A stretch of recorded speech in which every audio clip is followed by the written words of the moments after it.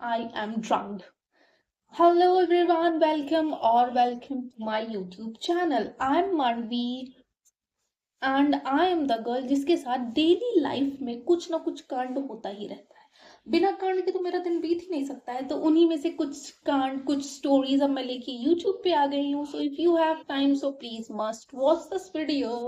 तो हुआ कुछ ऐसा था कि मैंने एक सीरीज स्टार्ट की है जिसमें 30 डे मेकअप लर्निंग था। तो 2-4 दिन तो सब सही चला। उसके बाद भगवान जी को ये चीज पसंद नहीं आई और उन्होंने भर भर के मेरे चेहरे पे पिंपल दे दिए, जो कि मुझे आज तक कभी नहीं हुआ था।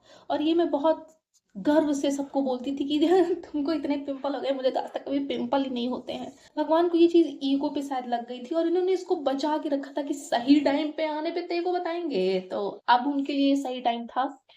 मैंने 2-4 दिन मेकअप किया और उसके बाद अब पिंपल से मेरा चेहरा भर गया। तो मैंने सोचा कि डॉक्टर को दिखा लेते हैं। तो मैं और मम्मी जा रहे थे क्योंकि मम्मी को भी दिखाना था। यही होती है एंट्री भाषण की। हम लोग जैसे ही हॉस्पिटल पहुंचे वहां पे हमने अपना कार्ड दिखाया तो मम्मी का कार्ड तो वर्क कर रहा था, बट मेरा कार्ड दिसंबर से ही बंद हो चुका था, जिसको मुझे रिन्यू करवाना पड़ेगा और तब जाके डॉक्टर मुझे देखेंगे। और डॉक्टर ने कहा तुम्हारा काम तो नहीं होगा बट तुम्हारी मम्मी की दवा मिल जाएगी। तो मम्मी का नंबर लगाया, मम्मी के लिए दवा ली। पहले तो डॉक्टर देखने में भाई बहुत टाइम लगा। उसके बाद जब दवा का काउंटर आया वहां पे भी लाइन लगी थी। हम लोग को 31 नंबर मिला था दवा लेने के लिए और जब हम लोग गए तो वहां पे 5 नंबर स्टार्टेड था। तो अब जिस लाइन पे बुढ़े लोगों की लाइन होती है, इसमें कुछ गलत नहीं है बट वो लोग बहुत टाइम लेते हैं दवा लेने में, दैट्स वाई। तो जिसमें उनकी लाइन थी उसी वाले में मम्मी की भी लाइन थी। तो एक लोगों को कम से कम 10 से 15 मिनट लग रहे थे दवा लेने में, क्योंकि वो बहुत सारी दवा लेते हैं और बहुत दिमाग खराब करते हैं।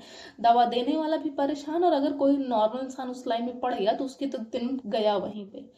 अब हम लोग 2 घंटे से वेट कर रहे हैं और अब चली गई वहां पे लाइट। लाइट चली जाने के बाद पूरी एसी उस हॉल की बंद हो गई और इतने लोग वहां पे भरे पड़े थे ना कि ऐसे गर्मी से सब पागल हो गए। और मौसम भी चल रहा है भाई काफी ज्यादा गर्मी का।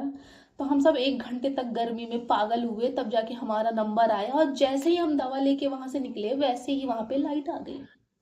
लेकिन अब हम लोग को दोपहर में 12 बज रहे थे और 12 बजे हमको घर भी जाना है क्योंकि मम्मी को तुरंत घर पहुंचना था। तो चलो ठीक है भाई, हम लेके आए मम्मी को घर। घर लेके आए, उसके बाद खाना पीना खाया, हम लोग सो गए। और शाम को मैं गई थी बाहर, लगभग 6 बजे के आसपास मैं घर वापस आई। जैसे ही मैंने मेरी स्कूटी खड़ी की तो मुझे ऐसे लगा जैसे चक्कर आ रहा है। और चक्कर इतना तेज आ रहा था कि मैं चल नहीं पा रही थी। और ये अच्छा हुआ कि मुझे स्कूटी चलाते टाइम ऐसा कुछ नहीं हुआ। मैं आके घर पे बैठ गई। बैठने के बाद मैंने मम्मी से कहा कि चक्कर आ रहे हैं और मम्मी ने कहा ठीक है बैठो, तुमको नींबू पानी दे दे। मम्मी ने नींबू पानी दिया। अब मुझे वॉमिट फील होने लगा, चक्कर आने लगा और इतना ज्यादा चक्कर कि मैं अगर करवट भी ले रही लेट के तो भी चक्कर। और ये देखने में ऐसा लग रहा क्योंकि मम्मी मुझे नींबू पानी पिला रही, मुझे चक्कर अलग से आ रहा, वॉमिट टाइप लग रहा। और ये देखने में ऐसा लग रहा जैसे आई आई एम ड्रंक। बट उसके बाद फिर काफी टाइम के बाद वॉमिट वॉमिट हुई, ठीक हुआ। और सारा दिन की जो भसड़ बची हुई थी ये सब गर्मी की वजह से हुआ था। क्योंकि जब हमने दोबारा डॉक्टर को दिखाया तो उन्होंने बताया, तो मैंने उनको सारा अपना शेड्यूल बताया कि मैंने क्या क्या किया। तो उन्होंने बताया कि धूप में घूम रही हो, गर्मी इतनी पड़ रही है, इसकी वजह से ऐसे हुआ है।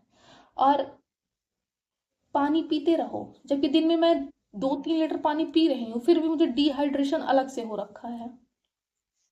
भगवान जाने क्या करना है। नॉर्मल कुछ हो ही नहीं सकता जैसा लग रहा है। बाकी यही बस हुआ था मेरे साथ। Thanks for watching my video. अगर आपको ऐसे ही रोज डेली डेली मेरे साथ क्या हो रहा है वो जानना है और कुछ पुरानी स्टोरीज के लिए फॉलो करना मत भूलिएगा। Bye bye.